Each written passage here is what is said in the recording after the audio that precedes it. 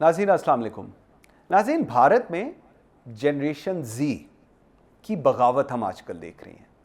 भारत में एक ऐसी एहतजाजी तहरीक ने जन्म लिया है जिसने वज़ीर आज़म नरेंद्र मोदी की तीसरी मुद्दत हुकूमत के लिए नए सियासी सवालात खड़े कर दिए हैं।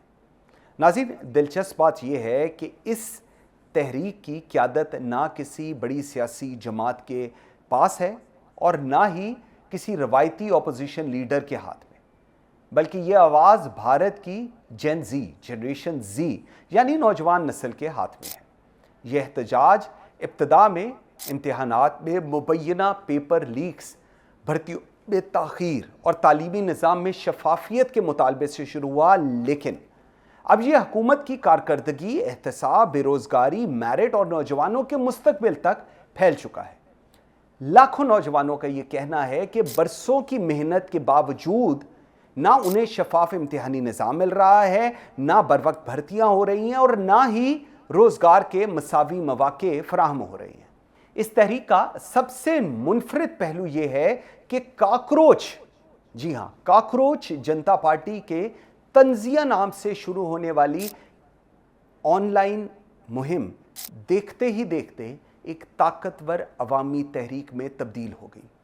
सोशल मीडिया के ऊपर 22 मिलियन प्लस फॉलोअर्स हो गए और बात सिर्फ सोशल मीडिया पर नहीं रही, ये तमाम नौजवान सड़कों पर आ गए और शुरू होने वाली ये आवाज़ अब सड़कों से आगे चलकर पार्लियामेंट मार्च, एहतजाजी धरने, पुलिस के साथ झड़पें और सिक्योरिटी इक़दामात पूरी दुनिया की तवज्जो हासिल कर रही हैं।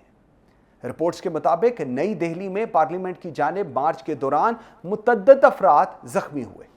पुलिस ने मुजाहिरीन को रोकने के लिए सख्त इक़दामात उठाए, जबकि एहतजाज करने वाले की बुनियादी मुतालबा वज़ीर तालीम धर्मेंद्र प्रधान के इस्तीफ़े और इम्तिहानी निज़ाम में शफ़ाफ इस्लाहात हैं। इसी दौरान मारूफ समाजी कारकुन सोनम वांगचक की भूख हड़ताल और इन्हें एहतजाजी मकाम से हटाने जाने की वाक़े ने इस तहरीक को मज़ीद तक़वियत दे दी है।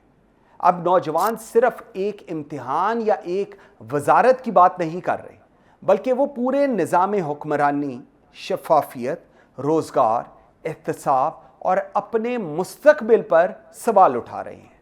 दूसरी जानिब मोदी हुकूमत का कहना है कि इम्तिहानी बदउनवानियों के खिलाफ कार्रवाई की जाएगी, फास्ट ट्रैक अदालतें कायम की जाएंगी और कानून और अमन बरकरार रखना रियासत की जिम्मेदारी है। ताहम एहतजाज करने वाले तमाम नौजवानों का मौक़िफ़ ये है कि ऐलानात काफ़ी नहीं हैं, बल्कि अमली एहतसाब, निज़ामी इस्लाहात दरकार हैं।